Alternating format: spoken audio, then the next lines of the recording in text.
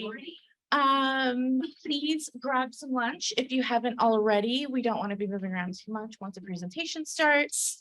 My name is Shivangi Avasti Mishra. I am the current chair of SCORE's Diversity, Equity, and Inclusion Committee. And it's so exciting to have in-person events and to have you guys here. And I actually just recently learned that out of all the millions of speaking engagements that Farrah has done, this is your first in-person one. Is that right? Amazing. Okay, at a local association. So let's be the best one. And, I hope everyone will engage and make Farrah feel welcome. So for those of you who don't know, and if you've had a conversation with me in the past, year, you do know, because I talk about how awesome Farrah is all the time. But for those of you who don't, Farrah Wilder is the current Chief Diversity, Equity, and Inclusion Officer at CAR and holds a Vice President role. Prior to that, which has been what, 1 year, 2 years? 2 years. 2 years in September, yeah. That's prior to that, she was a real estate agent, a realtor with Compass in Oakland. So she's local and understands all of our, stuff from the real estate agent perspective. She has served on many committees at CAR, including the Fair Housing Committee. And prior to that, she she holds a JD. So she is an attorney and worked for the Equal Right Advocates in San Francisco with the US Department of Education. So amazing person. If you haven't seen her before, you're in for a treat. Thank you so much, Farrah, for being here. Welcome.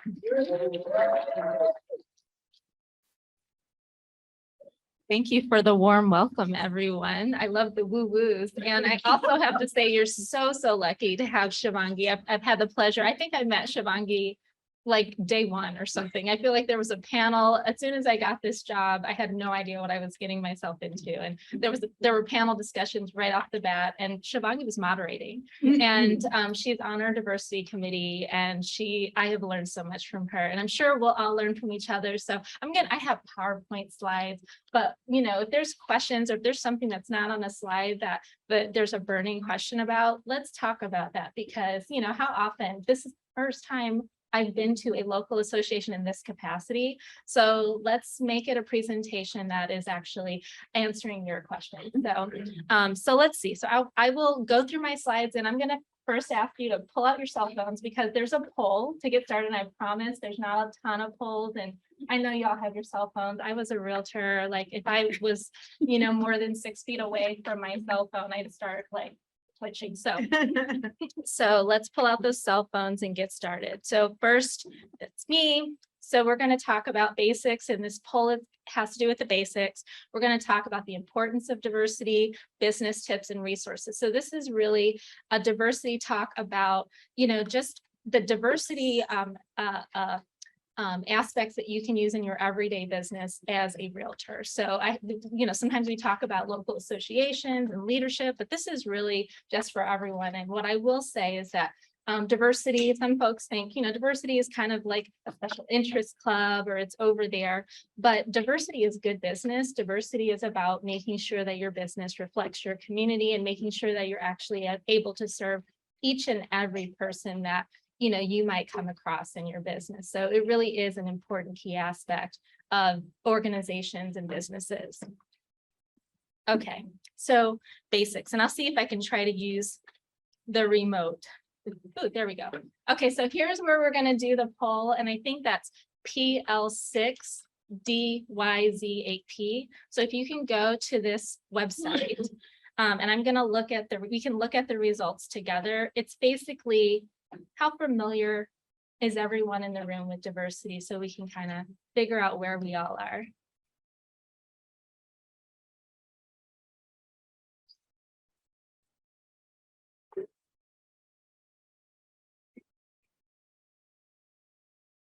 This is also the first time I'm doing a poll, so this is all very experimental, so thank you. Is it coming up?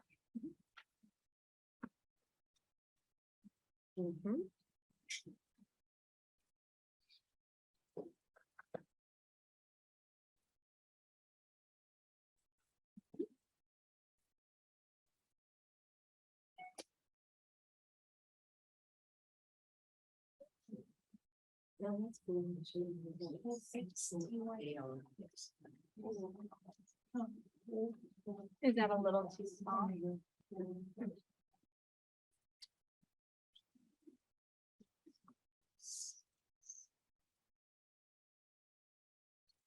I got it. You got it. Okay, good. So we'll give maybe a couple more minutes.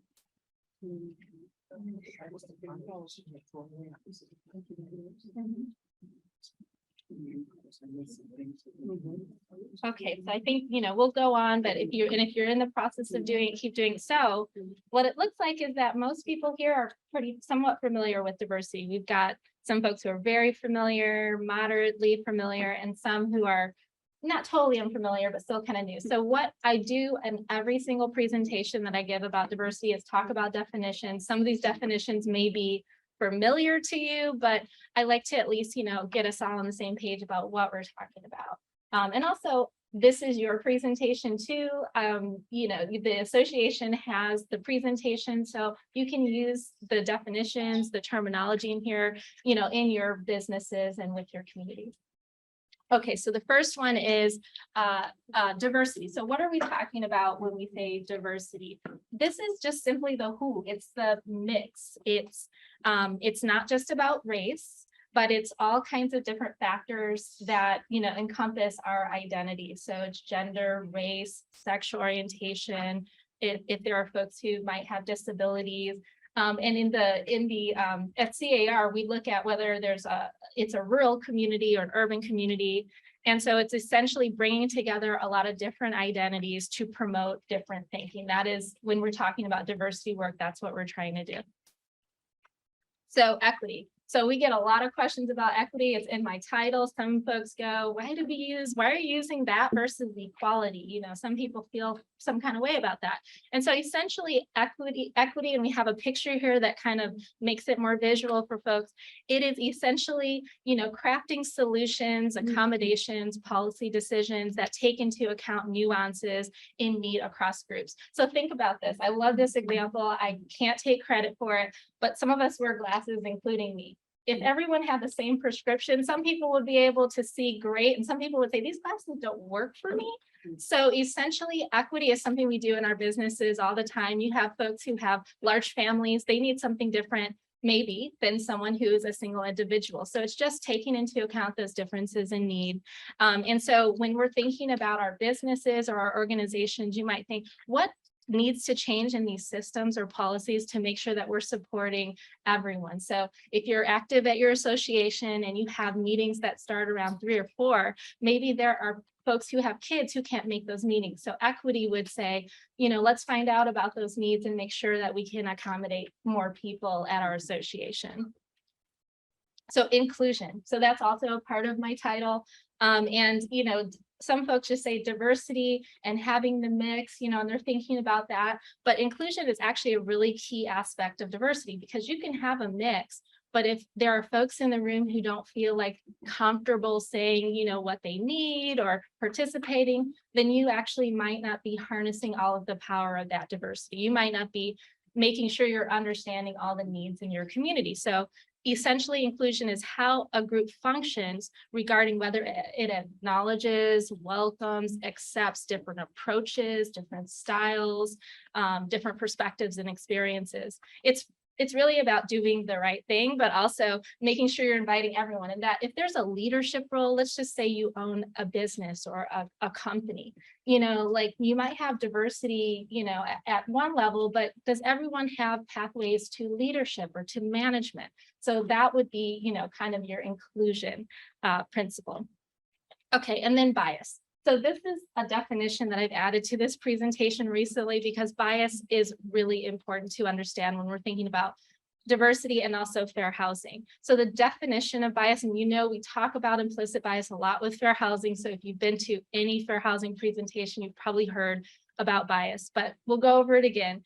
It's essentially just a stereotyping tendencies, inclinations, prejudices, and we all have them.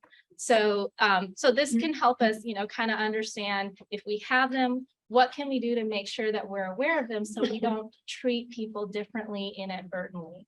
So they're unconscious, like I said. And then with fair housing, again, just because you don't realize you're treating people differently doesn't necessarily get you off the hook from a fair housing liability perspective. So that's why diversity and some of these principles are really important for people who have businesses in real estate. Okay, so types of biases.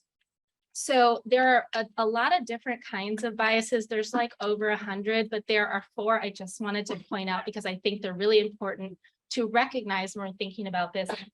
And then I want this to be kind of collaborative. I don't want anyone to go to sleep. So I have a question for you in there, and it's in orange. So first one is affinity bias. So this is a tendency to gravitate to and treat people more favorably that we have similar traits with. And, this is common, we all kind of feel this way, but what happens when it happens in our business, right? Like, maybe we kind of are more chatty or more accommodating sometimes. And this is, again, natural, but it could end up being a fair housing situation with people who we identify with because they're similar to us. So that's one thing, or hiring people who are more similar to us. So confirmation bias. An affinity for info that supports prior beliefs. Okay, so this is common. That makes us feel comfortable. We hear something we already agree with. It sounds correct, right? But how does that show up in real estate? And so this is the interactive part. So if anyone has ideas about how confirmation bias, yes. Well, I had a moment once when I was at an open house and I was in area of the Rose Garden, Shasta Hanshet actually, and I said, I was like, yeah, the schools aren't really great around here, but it's really walkable. And I was just talking about whatever, different things. And there was a woman at the open house that was a teacher in the local schools. And she's like, that's inaccurate. We actually have great schools. This is a charter school right here. And she was telling me all the programs they have, and she was very upset. And I was like, you know what? Yeah, someone, I just assumed because I looked down here and I saw numbers on a chart and I just made massive assumptions on what the schools are. But just because it has a rating, it doesn't necessarily mean that there aren't great programs and wonderful schools and facilities and whatever else. And I felt really bad. And I was like, you know what, I probably should be a little more informed about schools before I just go shouting them out. And I felt bad because that person was obviously very dedicated to her job and she felt kind of like my statement. Oh my gosh, I'm worried that I'm gonna say something or that I said something and that the person's best friend is right next to me. I feel like I have that fear. So thank you for sharing that. And that's real. I mean, it's something we don't know. And in real estate, it's so common to kind of, we have this information, we're used to it. You might hear it in your office and then we repeat it, but kind of getting curious about what might be behind that. And also, kind of knowing we might have a bias and being more sensitive is super helpful. So thank you so much for sharing that. So anyone else before we talk about some of the others? Yes. So this is one that I've heard a lot from my colleagues. And I know I do it too, but it's just one of those that it kind of just irks me every time it happens. So you hear conversations like, it's just a type of client that isn't going to be happy until they've negotiated. Like, it's just like a cultural thing. Like, this is it. And so that's a confirmation bias. If you meet someone and you're like, okay, based on your past experience with that group or whatever, that they're going to shop for homes in a certain way. And then you look for feedback that says, like, see, I knew that they were going to say that. Whereas if it had been another group, that feedback wouldn't have been received the same way. Exactly. Like, what if anyone would have asked that question, but you have a stereotype? And so you're kind of starting to think, well, see, that style of negotiation is coming up. Yeah, absolutely. Absolutely. And it might color how you engage with that person, which is unfortunate. And it's something we just have to be aware of. So we disrupt that. Thank you. So confirmation bias comes up quite a bit in real estate, attribution bias. So, incorrectly evaluating, this is similar. There are reasons behind the experiences and accomplishments of others. So, you might think that, someone, got where they are because of parent help, because, maybe, they come from parents who also did something, but you don't know about all the work they put into it. There's all kinds of things like that. Or on the flip side, something negative, like maybe they haven't purchased a house or they don't have money for a house because, maybe they did something, they weren't good with their money. It may be something completely different. And so just kind of realizing that without full information, we might not really know. And so I have an advice here on this slide. Try to seek concrete data before making conclusions. That's always the best practice. And then conformity bias. So people behave against their own beliefs or self-interest to align with the group. So this happens in our organizations all the time. It can be really hard and scary to step away from the crowd and say something different. Like, I feel like, I've heard something in an office meeting where I'm like, I don't know if I completely agree with that, but how hard is it to, step out there and say, I disagree with that. And sometimes you go, well, maybe I'm wrong. And so that's the bias that comes in where your brain starts to play tricks on you, and then you start second guessing your own opinions. So this can lead to groupthink and echo chambers, which are dangerous because that's where we have blind spots sometimes. Okay, so bias in competitive markets. So I used to do real estate in Oakland. And so I know a lot about this general area, and I know how competitive it is. And so there's not a lot of time to disrupt your thinking, right? Like you're just, trying to do the best that you can for your clients and for your business. So how does bias come up in competitive markets? I put some that I remember. And if there are some that I'm missing, please feel free to add. Seeking more info about a buyer before deciding. So how many people have been had a listing or made an offer on a listing that had more than 10 offers? More than 20 offers. Okay, so what does the seller start to do? I don't know how to make a decision. Can I find out more? We're looking at buyer letters, all those things. Okay, well then bias might creep in there because then you're thinking, about other things, and having an affinity maybe to the buyer versus the terms of the offer, right? Okay, so stereotypes based on race, ability to buy, preferences for or against certain groups, those kind of biases can creep in there. Without people realizing it, without your clients maybe realizing it, even if you're maybe sensitive to it. And then maybe there are certain groups or, communities that have less generational wealth on average. They may have less down payment, or there might be an offer that where they're using a program or something like that. Some people may be more likely to do that, some groups, and how does that color what the seller or what some of the agents think about the ability to close? Maybe that loan is super, super solid. There may be nothing that needs to happen after the offer is accepted, but is there a bias? Give VA loans. How do realtors talk about VA loans sometimes? So the FHA, exactly. Some people still think that you need a pest report to do an FHA loan, things like that. Okay. So other examples of bias in the home search. So agents steering buyers. So, maybe an agent has a certain feeling about a certain neighborhood, and maybe they're working with a single woman or something, and they have stereotypes about where they think this person might want to live. Does that come up ever? Yeah. Yes. Okay. Have you ever heard anyone say that area is kind of sketchy? Okay. So bias comes up in the home search all the time. So sellers may be preferring certain demographics, we hate to think that happens, but sometimes people even say it. And what about this? You know what? I raised my family here, and these folks wrote a letter. They have a family, I really feel like maybe they should have the home. It comes up. So that's a bias. Inferences based on down payment and loan type. We talked about that, and inferring race from buyer names. So people might not even realize it. They may have a stereotype about a certain group and think, okay, I don't know if they have enough funds or whatever it is. It happens. So, these are all biases. Yes. Sarah, I don't know if we're gonna talk about love letters Yes. somewhere, Yeah. because I have a real problem, because I have clients who tell me everything about everybody who's been in their home because they look at the cameras. Yet, we're not allowed to have buyer letters, or we're not, we discourage it. So it just seems like it's so, I had one client and she told me every single, the offers, which person went with which offer, because she watched them on the, and she said exactly what you said. This is a better fit for my neighborhood, but it had nothing to do with race. It was more about their conversations. It seemed like they were a better fit, but I had no knowledge of this. I'm not accepting or giving her buyer letters, but she's looking at her camera. Right. So how do we deal with that? Okay, so what I would recommend is we have we have the form, right? The fair housing and discrimination form.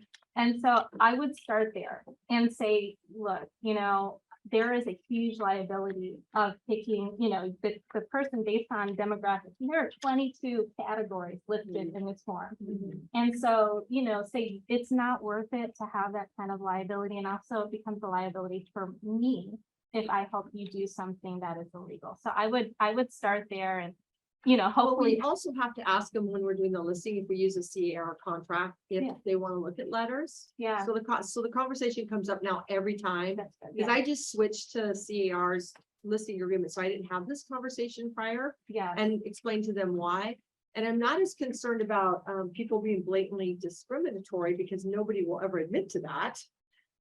Pretty much, but it's just, it just feels so incongruent when you're like, okay, we're not gonna present a letter that would actually tell the story of the family because we're worried about discrimination, but your seller already knows that family because they heard him, listened to him, and saw him.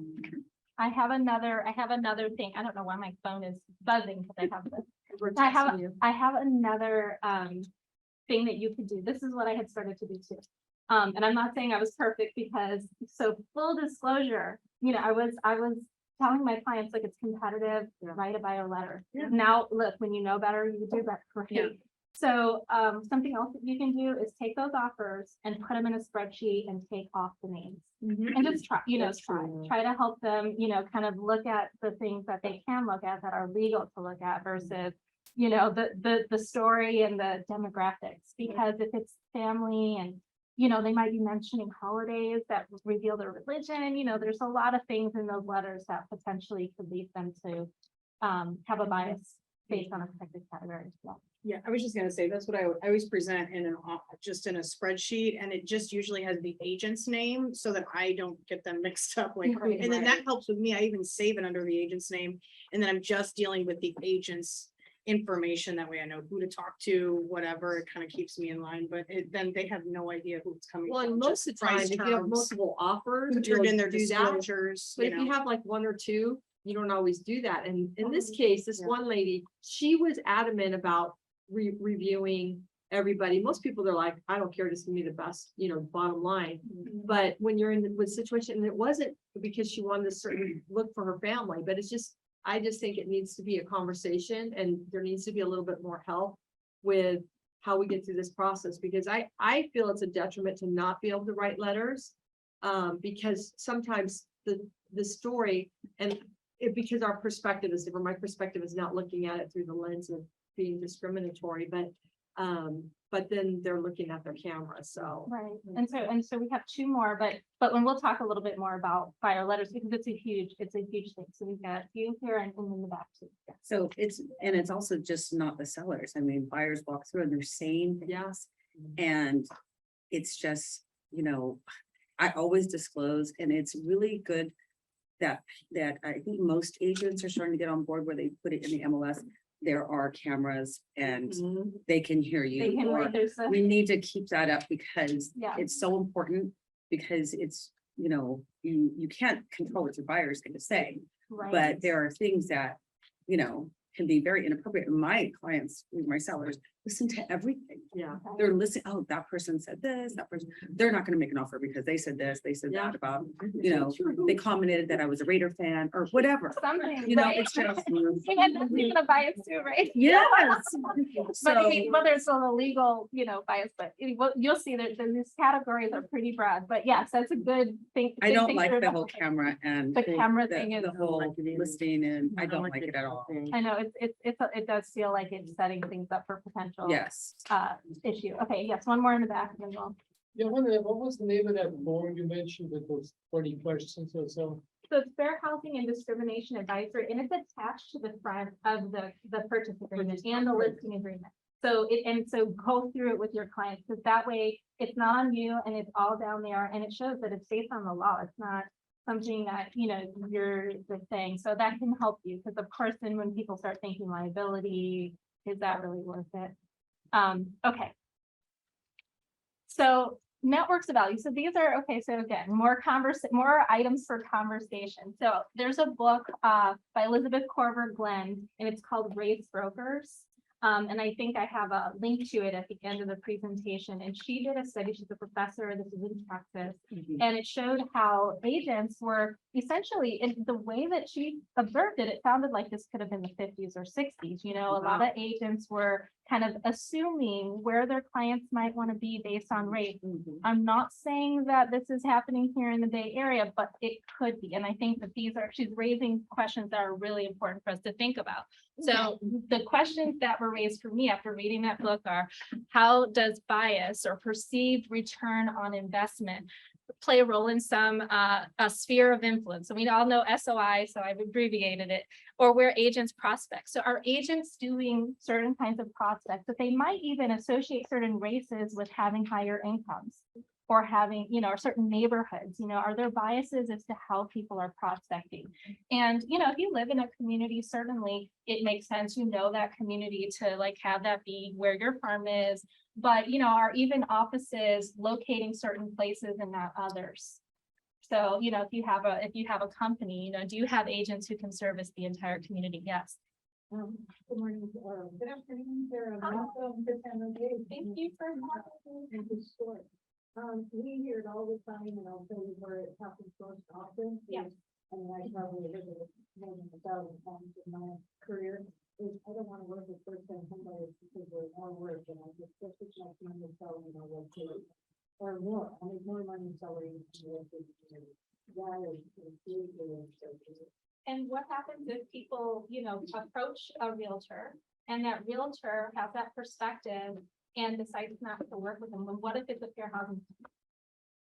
Yeah, so I'm just saying there's, you know, there's potential even liabilities sometimes from having these particular biases. And I give some tips for overcoming that. If your niche is not, you know, certain things, like how do you make sure that you're still servicing everyone? Yes. For perception, because you never know that first-time homebuyer is going to be one just buy $3 or $4 million. You never know. Right, exactly. There's certain categories that are proxies for other things. So sometimes, especially in this area, when you're talking about first-time home buyers, you're more likely to be talking about someone who's an immigrant, or, you know, it just, that's how the demographics happen to play out.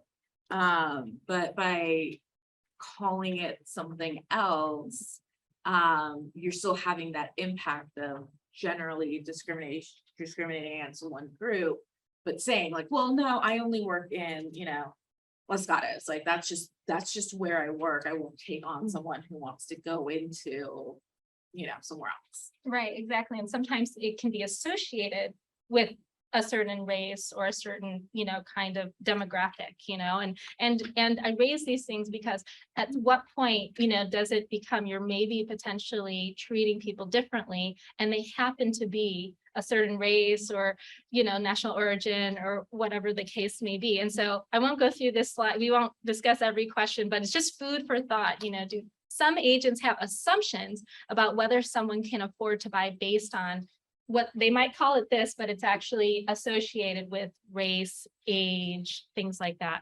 familial status. And then, you know, loan types, we talked about that. I bring that up a lot because, you know, that does come up, you know, and our agents even instrumental in, you know, keeping folks who might be, you know, able to use some amazing programs from using those programs by saying, you don't want to use that kind of loan or things like that. Okay, so the importance. So I think we've kind of covered a lot about the importance, so we can probably go through this pretty quickly, but benefits. So if you have a company, if you have a team, diversity is a business imperative, which I kind of mentioned. You know, 67% of job seekers consider diversity now when they're looking for companies or job offers. If you're looking to build a team, if you have an office, diversity is super important because you're going to attract people more if you really signal to the world that diversity is important to you. Diverse teams make better decisions. So think about this. You know, we talked about echo chambers and everyone kind of, you know, having the same opinion, but what if someone brings up a thing you hadn't thought about before? how much better is that decision gonna be if you have all of these different perspectives before you finalize your decision? Something you might not have thought about, if everyone's similar and, let's say you don't have people with kids and the person with kids might have said, that's not a great time for our meetings, or, that situation just doesn't work for people who have kids. Well, if you have people who have kids in your group, okay, now your business, your process accommodates more people. And that's good for the bottom line. It's also the right thing to do. And inclusive companies, and this is all based on research, outperform others 8-1. So, making sure you're actually, so you might have that person with kids. I keep going back to that because it's the easy thing. But if that person feels, like they're going to be dismissed, not heard, or, in some way penalized for sharing that opinion. So this is where inclusivity comes in, making sure you encourage that person to participate. Yeah. I just heard the most extreme example the other day. It was about FX. It was like they had the worst diversity of all of their producers, directors, FX, the network. And they ran an article about it, and the CEO was really upset. So he's like, you know what, fix this. And he went to all of his higher ups. He's like, I want to see this diversity number go up. The next year they got their diversity to, it was actually 49% of their employees were a diverse body. And then year after that, they were nominated for 50 awards. They had more awards than they had ever. It blew up their network and they became a force. And he was just like, and so then he started speaking on it because he was just like, you guys are idiots not to diversify. Yeah. The people that you work with. It changed like they have Atlanta, like they picked up Yes. all of these really great shows that changed, and now their network is like one that is a force instead of like an embarrassing cable network, Absolutely. They probably didn't realize it was going to affect their bottom line. Like they just didn't want he that just bad was press. embarrassed. Yeah, Yeah. exactly. He was just Yeah. like, this is I think Yeah. it was like 2016 or 2015. He's like, I think we can do better, Yeah. and that's by 2018 they had changed their network completely. That's a great example. Exactly. And sometimes, people are doing, it's the right thing to do, but like you actually see the results, like you are bringing in more people to watch your network or, use your business. Like there's usually not a downside to it. So, I mean, I would never say there's a downside to it, but I actually believe, as the research suggests, that you do better as a business if you are inclusive and you are diverse. Okay, so diversity and real estate. So, diverse groups have different needs. We've kind of talked about that. There are language needs sometimes. So if you have someone on your team that speaks different languages, you actually can accommodate more clients. Maybe people of color statistically have less generational wealth. That's not always true. So making sure you avoid that stereotype is actually really important. But, there may be cultural distinctions and differences. So understanding and being what we call culturally intelligent is really important.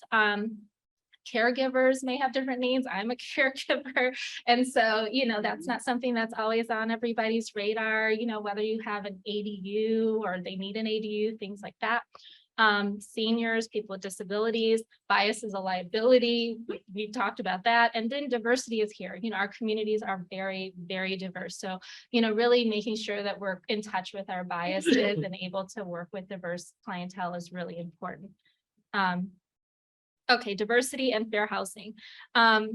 So when you have a diverse group, so I know for me, I might have had a stereotype about certain groups or certain communities until I had a close friend or until I really got to know someone in that community. So having a diverse group can help you disrupt your stereotypes. And you hear that all the time. Diversity may offer insight into fair housing challenges. So like your local association board, for example, if there is a challenge within a community and you have people from that community who are on that board raising that concern, that can allow for better solutions for that community and also on your teams and in your businesses as well.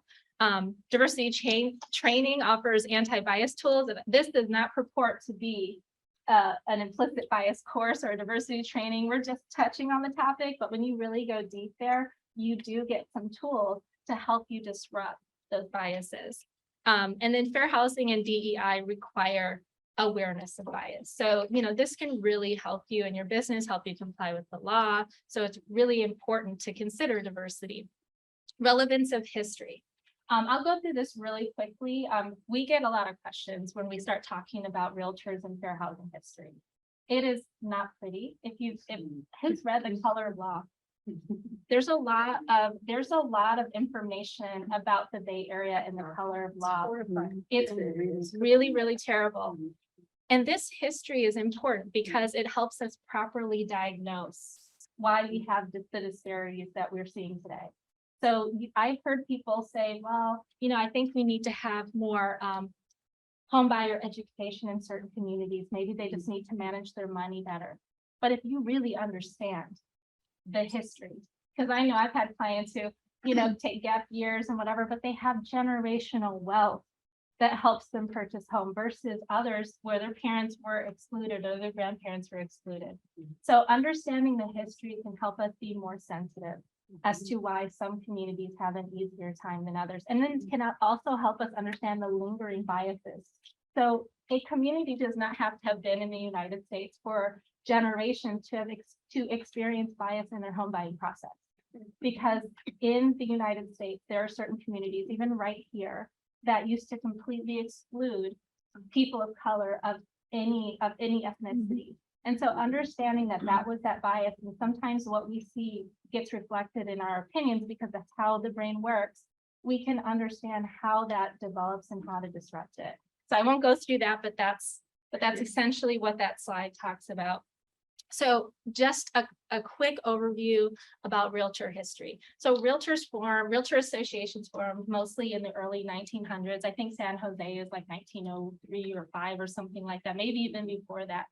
But essentially to help real estate agents collaborate with each other, to lobby for policies that were favorable for home ownership and for communities, to really be involved in residential development, developing industry standards like appraisals and valuation, and to educate each other. So all those things I think we would agree are good things.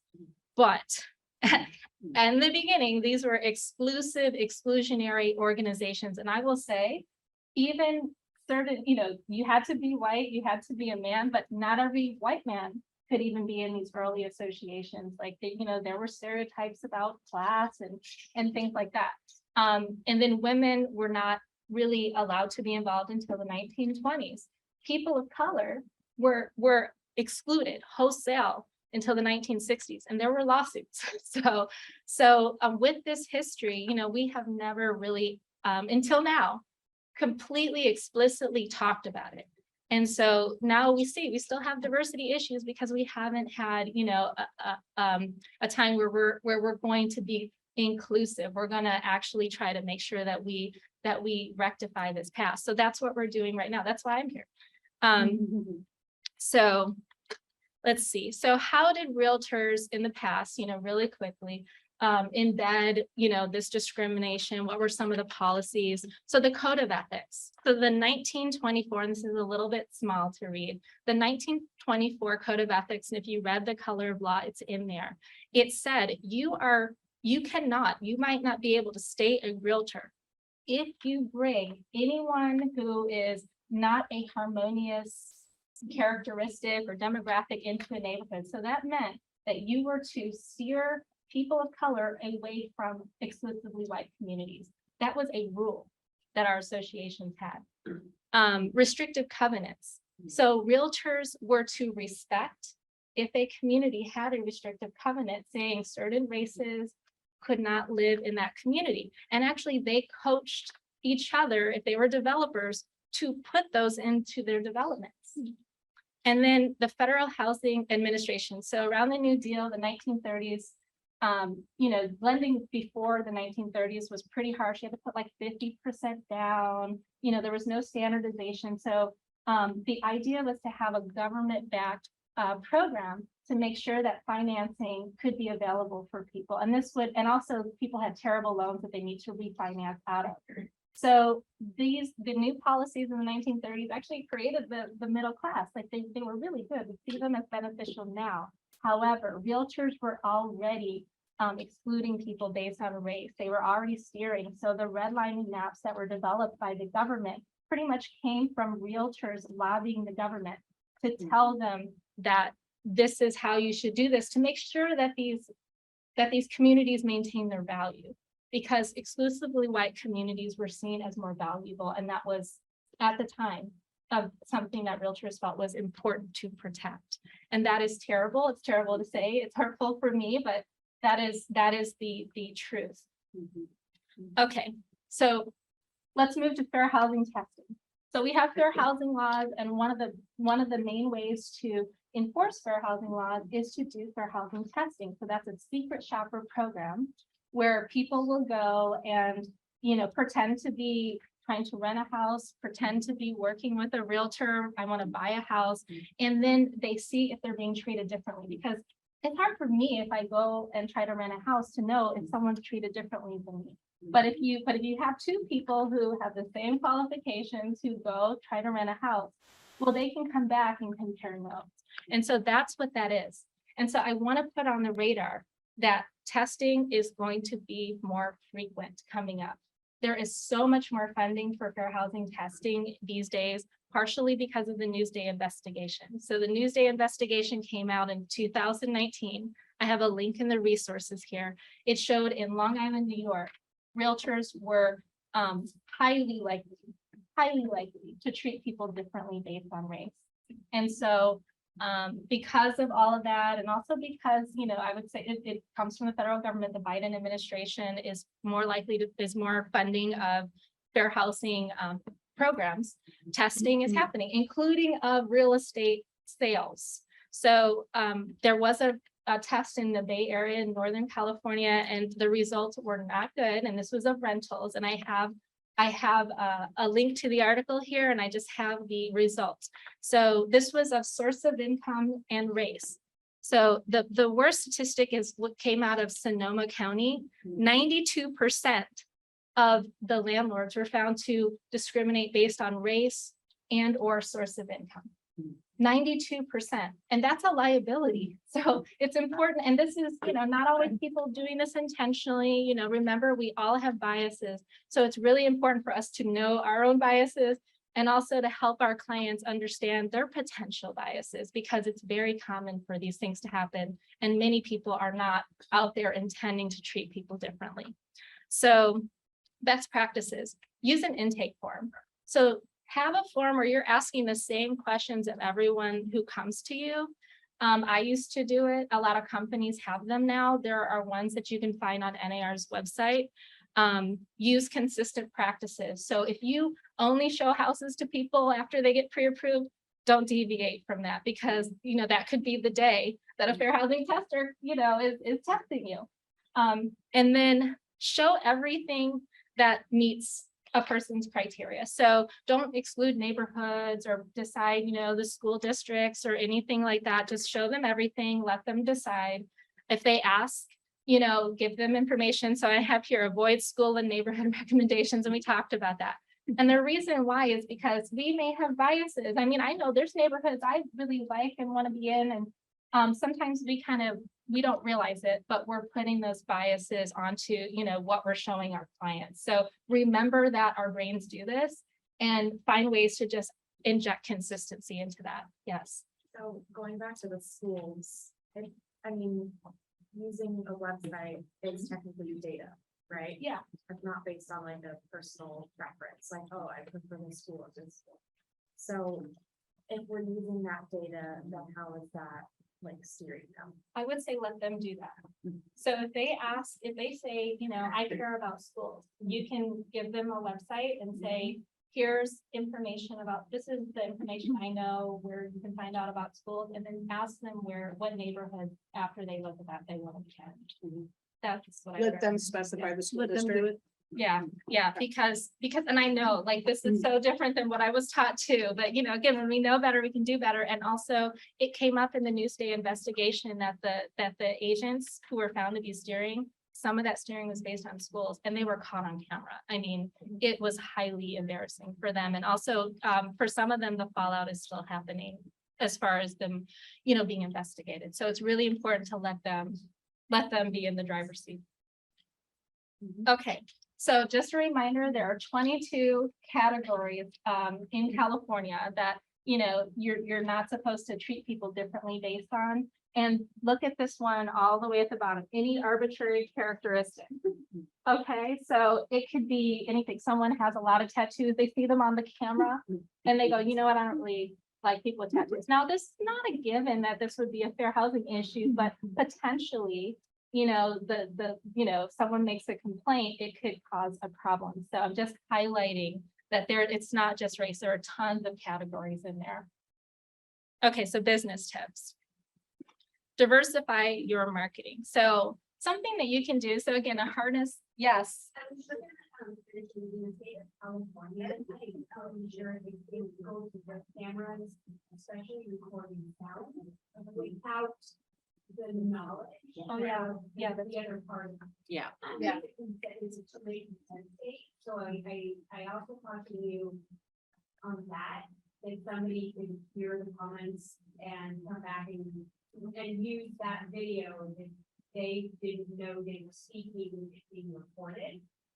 So I think one of the best practices with that is on a sign walking in, it says smile, you're on camera, or cameras and sound are in use, because that's a whole nother legal violation.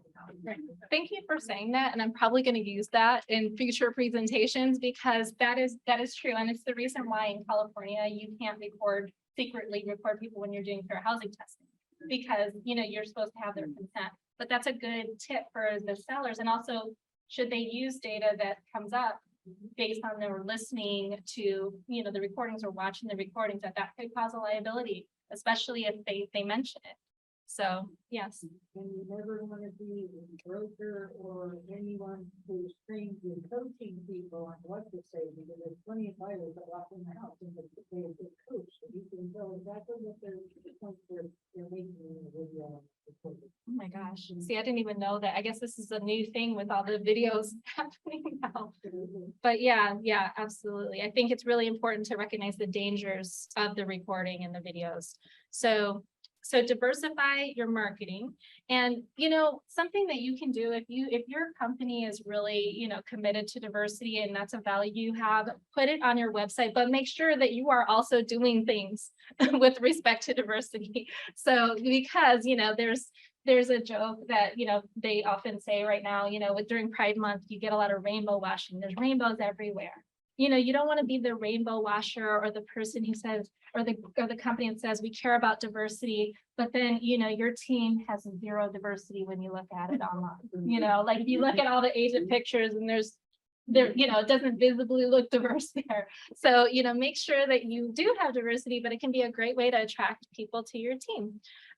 Be careful of niches. So we talked a little bit about niches, and the reason I bring this up is because Redfin was recently sued, for not servicing every single, market. And sometimes, it would be the same price point, but across that border, it tended to be more people of color over here and more white over there.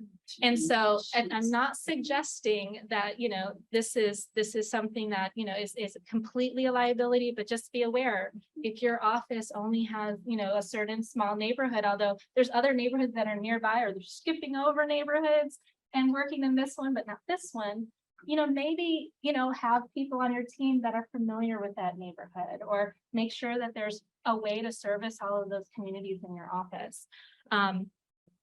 When you're marketing, think of, would anyone feel unwelcome, based on your marketing images or language? And I'm thinking, if you have, maybe you have a listing that's, in a college town, professors welcome. Okay, well, what if you're not a professor? Or this is a great family home. What if you're a single person or an empty nester? So kind of think about, encouraging certain categories and not other categories in your marketing, because it could potentially lead to liability, because these are also maybe not professors, but familial status is, a protected category. So redlining and targeted marketing. So that is the Redfin case, but also Facebook. So Facebook was letting people designate by race. They stopped doing it, but we still also have biases as humans. So be careful about, how you're targeting your market, what communities are you targeting to? In my office, we used to have this little newspaper that serviced the community right near the office with our listings, and those listings would sometimes be really far away, but we put it in this affluent newspaper. Okay, so who's not able to see that? Who doesn't get that newspaper? Who's not able to see our marketing? And does that mean that some people don't have the opportunity to purchase that home? So think about the big, local newspapers that, cast a broad net. And also if there, and I know here, and particularly in Oakland too, there are communities that, are also marketed to based on smaller newspapers. Consider using those neighborhoods that, have maybe a community that speaks a different language that is maybe nearby that property. Market there too. To make sure that you're really covering a lot of different bases. Okay, so supporting low generational wealth communities. So I don't want to say that people of color are always going to have less generational wealth. That is a stereotype, and that's actually not true. But statistically, because of a past history of discrimination, people of color do not have as much generational wealth. People who are new to this country may not have as much generational wealth. So how do we do that? Learn about first-time buyer programs. And they're not always, they're all different. They can be there's a little bit of different stuff to them, but look, I know realtors, you learn about the difference between jumbo loans and conventional loans and probate and all these different things. So it's kind of similar to that. So learning about first-time buyer programs can help you help more people from different communities. And then I have some statistics here that talk about that there are some communities that are much more likely to use FHA, much more likely to use down payment assistance programs. Black households are more than twice as likely to have student loan debt than white households. Lenders, HUD counselors, referral partners. So this is where we talk about some people like they just, I work only with investors. My comfort zone, is listings in this community. That's totally fine. I'm not saying that anyone should change their niches. They should consider learning about these programs, but if you have your comfort zone, stay in your comfort zone. Consider getting referral partners, network within your communities, network in the association, find out who's a HUD counselor or nonprofit that you can make sure you keep people in the loop, because people are intimidated sometimes. Even people who have tons of money are intimidated by these markets.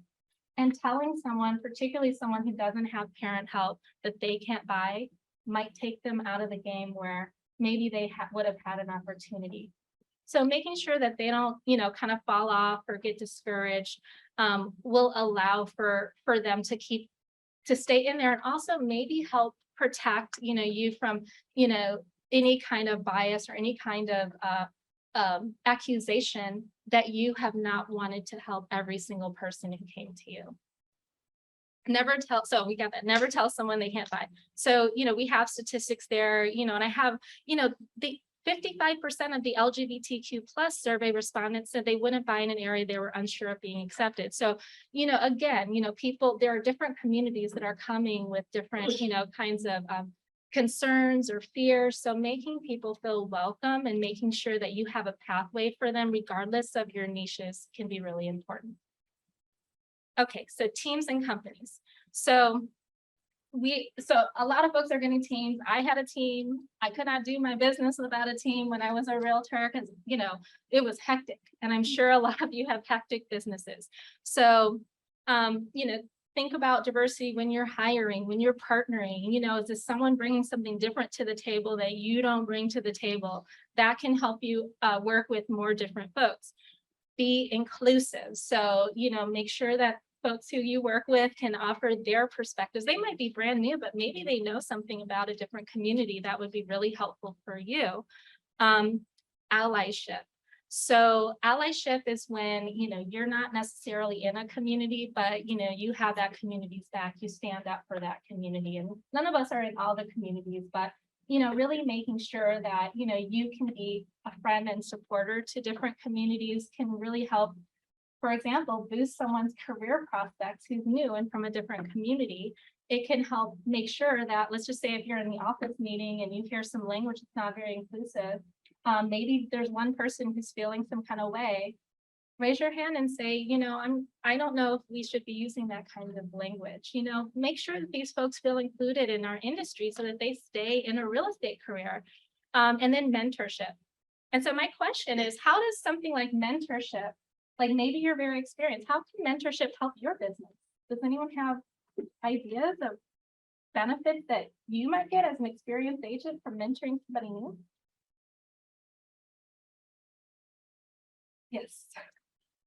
So from the experience side, from the mentor, it's really interesting if you find a mentee that's maybe not someone that reminds you of a younger version of yourself. Someone, that's maybe a different demographic that has a different point of view, especially if it's not a point of view that you know a lot about. Because like you mentioned earlier, having those one-on-one relationships is really what breaks down stereotypes when you get to know people personally. So that's a way of just, making sure that you're not always lifting up people that remind you of a younger version of yourself, and really looking for those other people, because you might get insight that you'd never imagined that, you'd be able to understand. Absolutely. Yes. I definitely feel like when I'm mentoring someone, or when I have been mentored, especially when I'm mentoring someone, I feel like I'm learning more. And and it keeps me in the now. So You have to explain why you do what you do. Yeah. And sometimes you're like, oh wait, actually we should do that.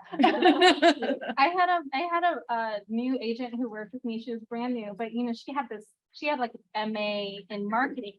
My website was popping, after working. She had me trying to do video and everything. Like knew nothing about real estate when she came to me, but she was so incredible with that particular skill. And she's like 20 years younger than me. So it can be really powerful to actually mentor someone who's got different skills, a different background.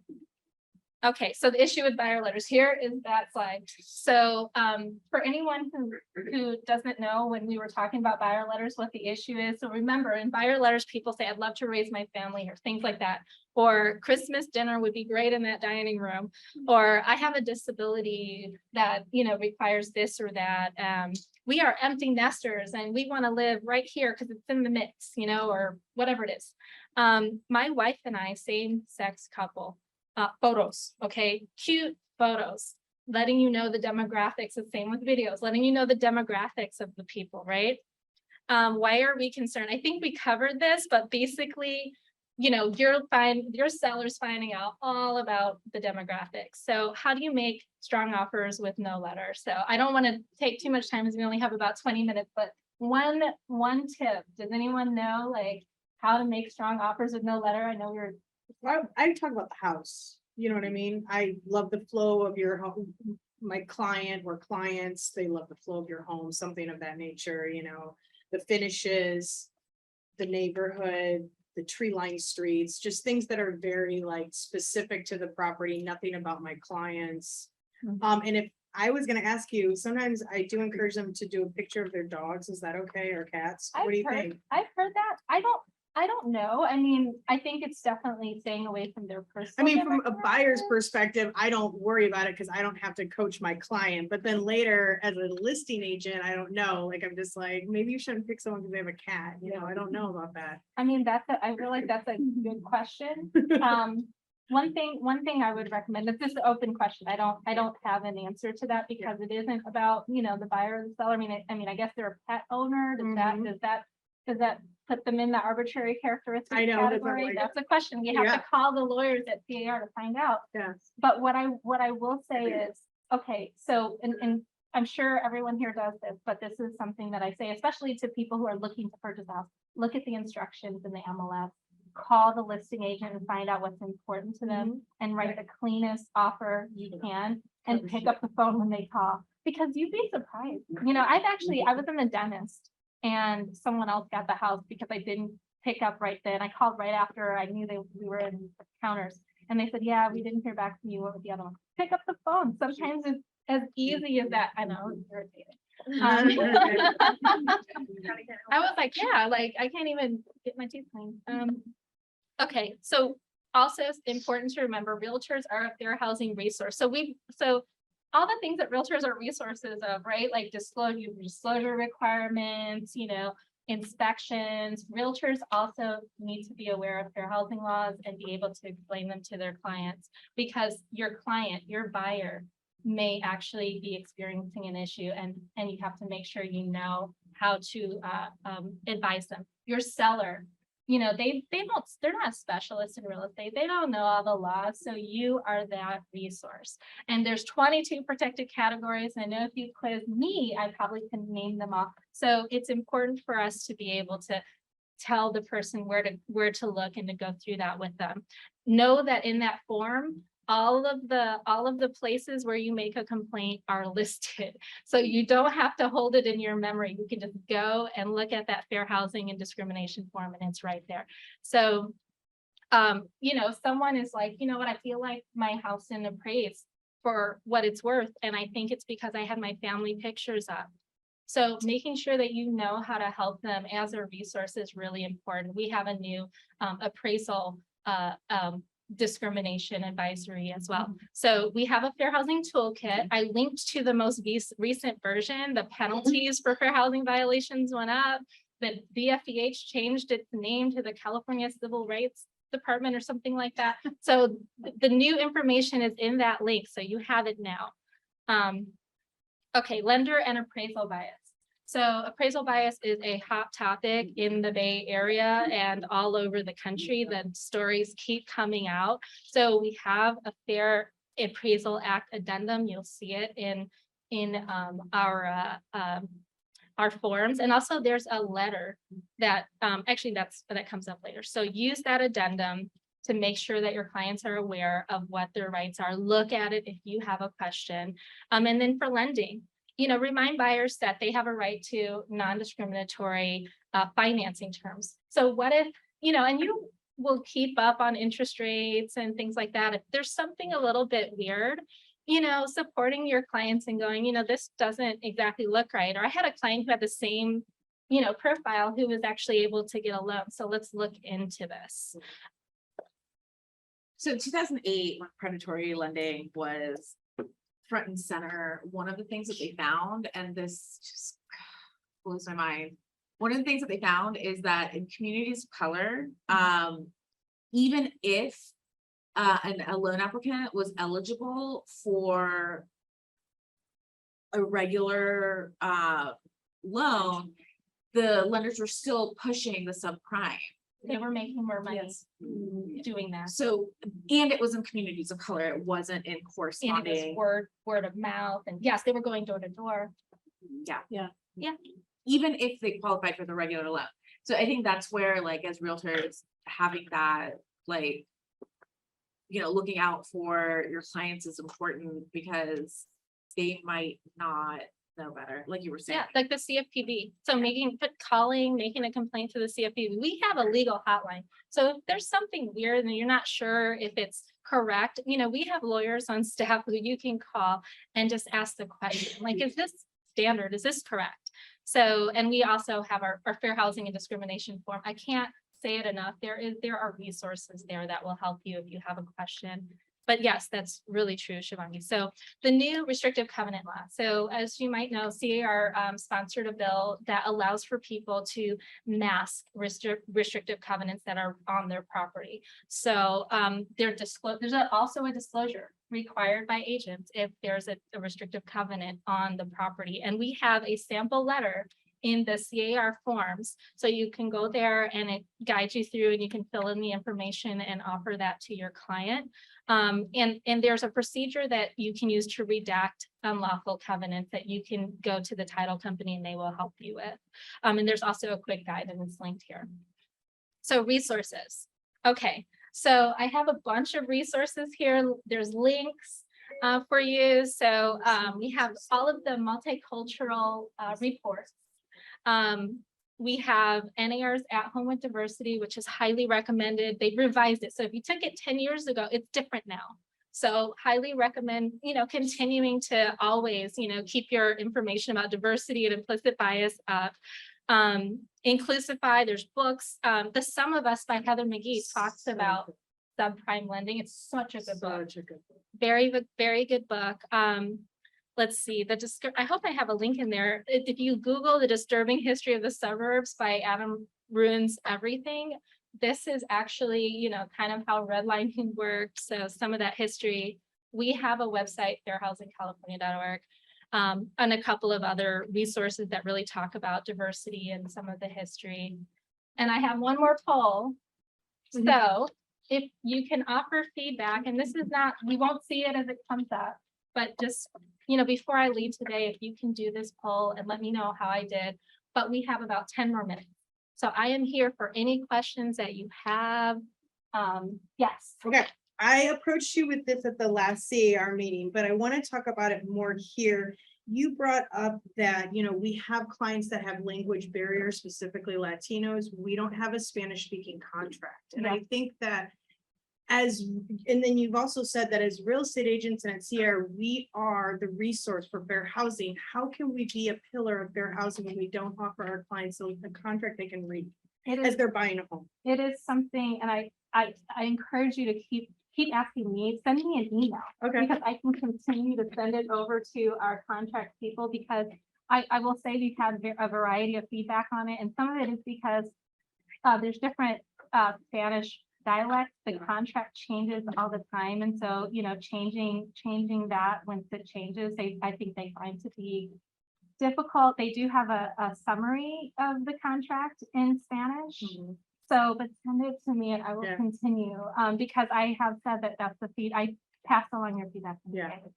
Well, because, can I just follow up one other thing? Because one of the things we run into here at our association, is we're trying to make changes. There's this idea of, it came down when we had the question of, we wanted to start putting in front of all events.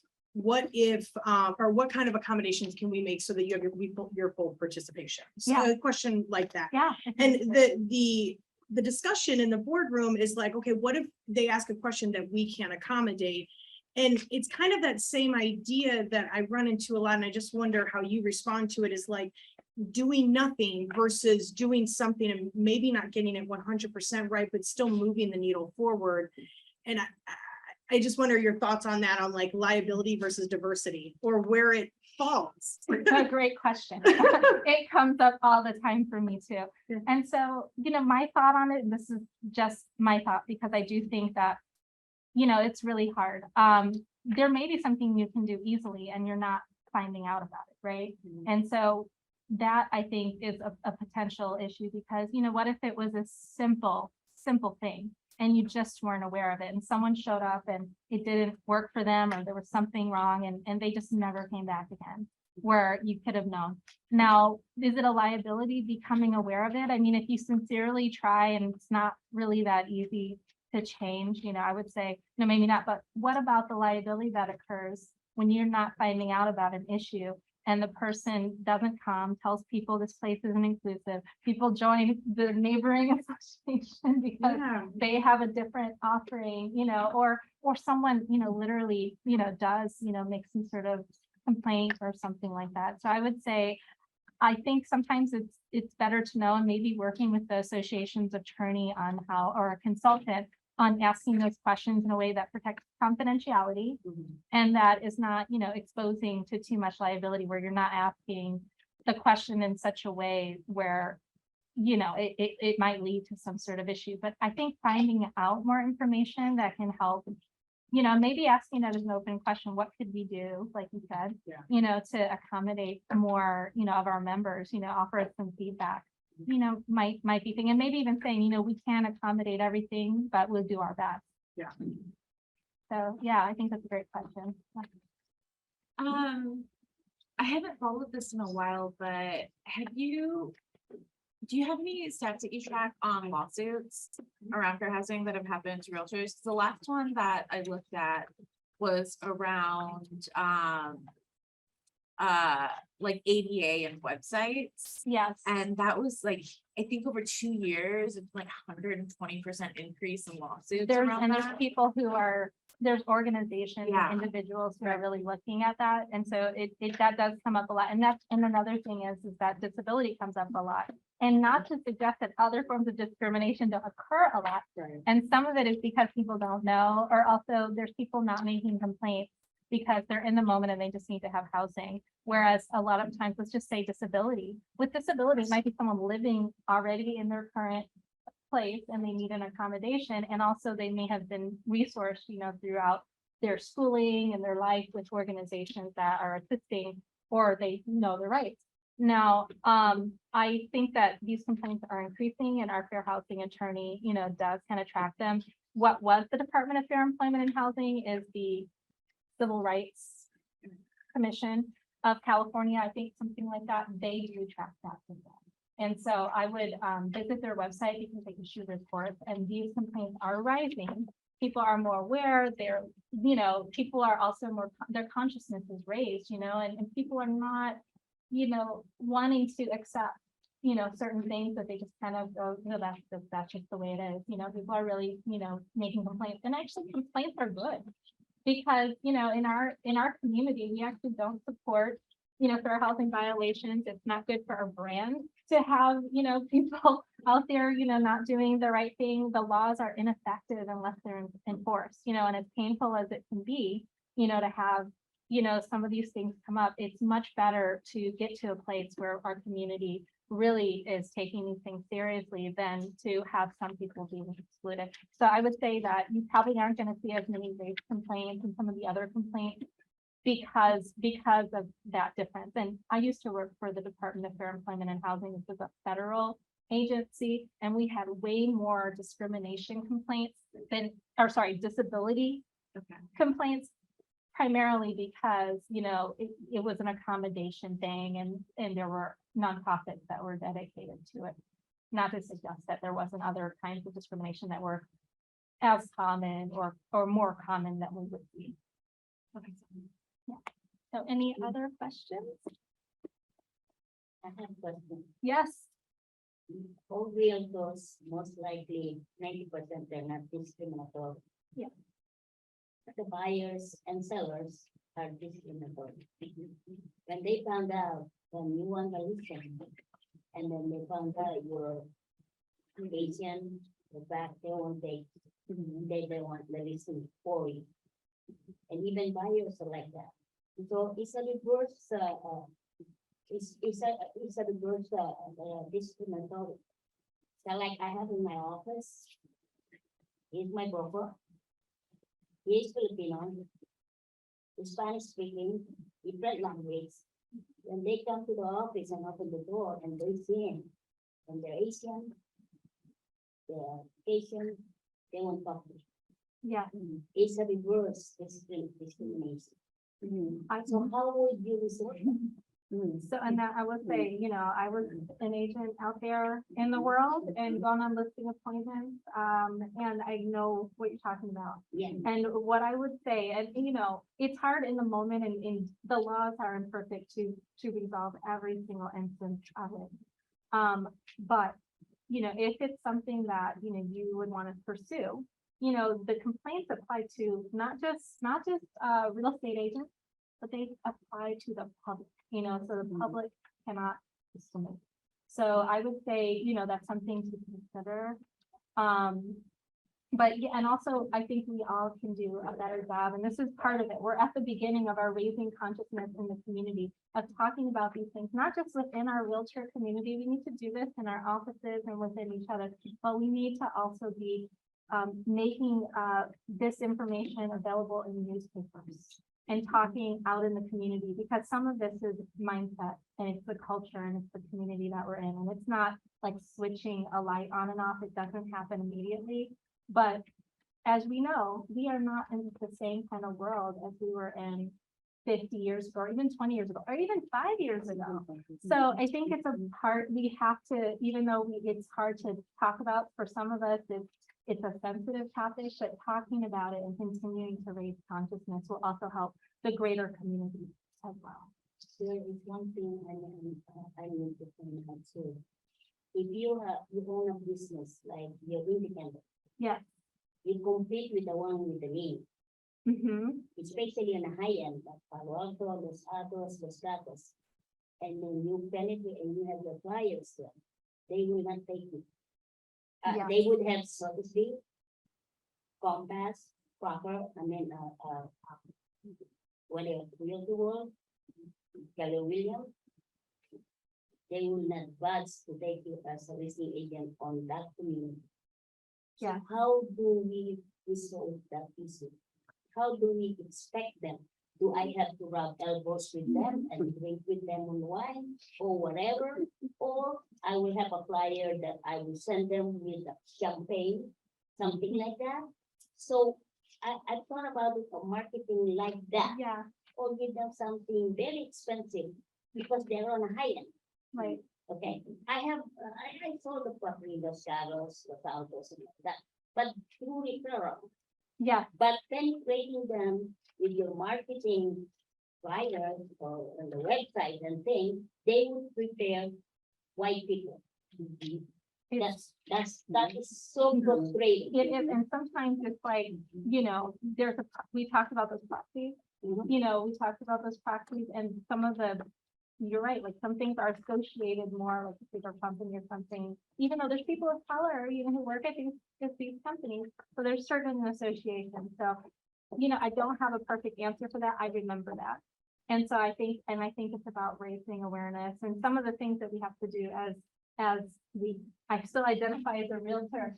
But some of the things that, you know, our community has to do, you know, when they're marketing themselves, you know, and getting the word out there, you know, some of those things do apply, but we do have work to do, you know, as far as that goes. And if anyone else has ideas on that, you know, I would welcome them, but I think it's about us raising consciousness too. Even on the Asian community, there's a discriminatory too. Yeah.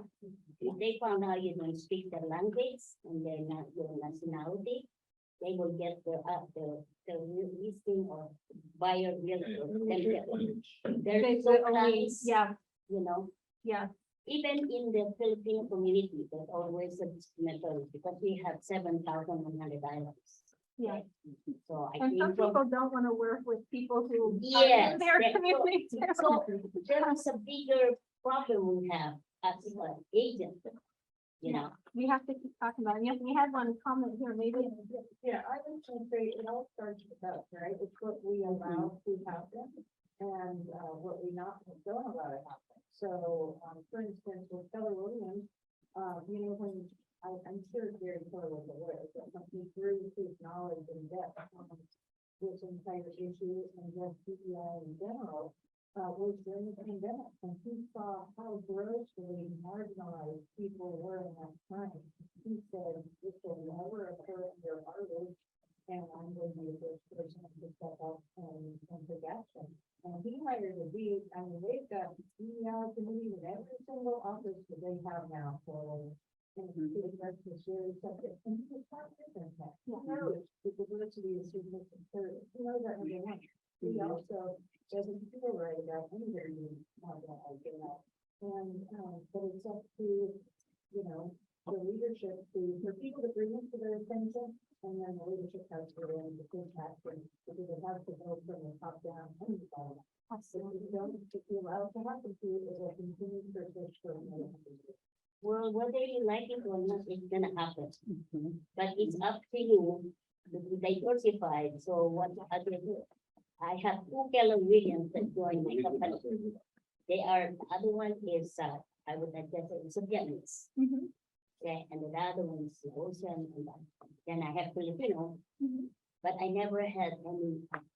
I have one that is for something like that, but most likely, the only way to do that is to attract more agents who are diversified. Absolutely. Yeah. Absolutely. So, and the producer, that I was surprised is Keller Williams joined my company. Mhm. Yeah. That's So, awesome, yeah. And also like making sure that when we have, and so we're trying to do this too. When we advertise realtors, so this is coming from your association too, I'm gonna say this is the air. That we have those images be diverse so that people, when they start to see people on TV selling homes, that they see everything, so that their biases are gonna start to deconstruct, their vision of what is a realtor is starting to change. So also we do need to support our members too, and being involved in your local association, giving that feedback to the state association, you know, and making sure, and all the way up to NAR, because they really do, they have the big money for these advertisements. It's really important. So thank you for mentioning that, because that's important for me even to bring back to the CAR.